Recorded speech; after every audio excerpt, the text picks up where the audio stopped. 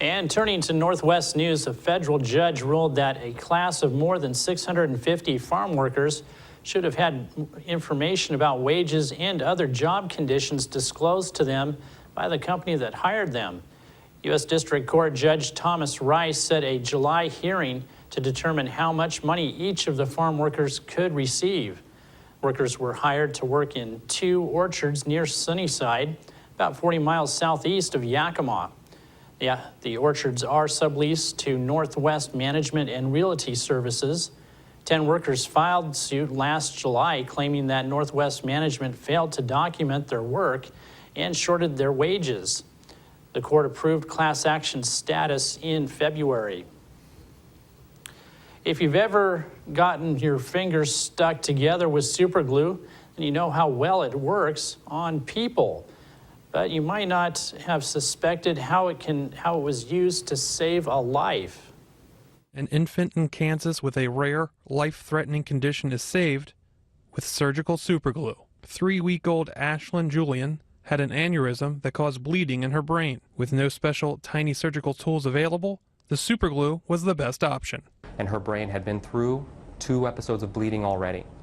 If there was any alternative way to get the job done, we wanted to do it. Doctors inserted a tiny catheter in the infant's hip and directed it to her brain. The glue dried in seconds and sealed the leaking vessel.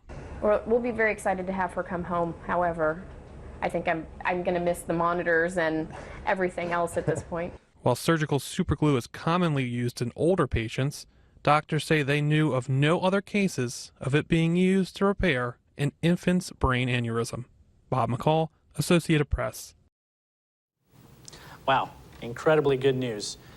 A group of researchers will use an unmanned aircraft small enough to be launched by hand to study potential pygmy rabbit habitats in eastern and central Idaho. Researchers from the University of Idaho, Washington State, and Boise State will perform the study through the end of June.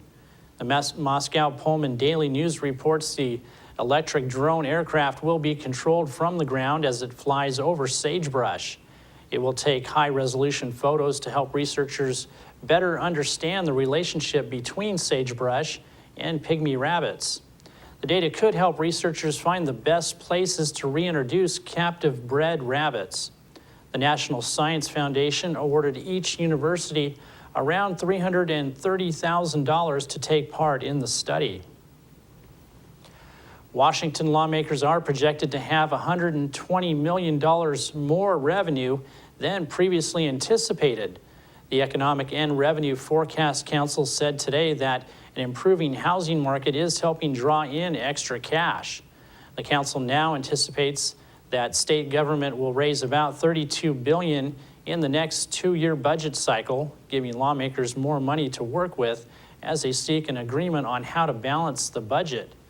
Negotiators have been struggling for months to find common ground on how to balance the budget. House leaders have been pushing for new revenue, while the Senate has been seeking changes in policy. That's going to do it for us here at iFIBER 1 News. I want to thank you for watching, and we'll see you again tomorrow night.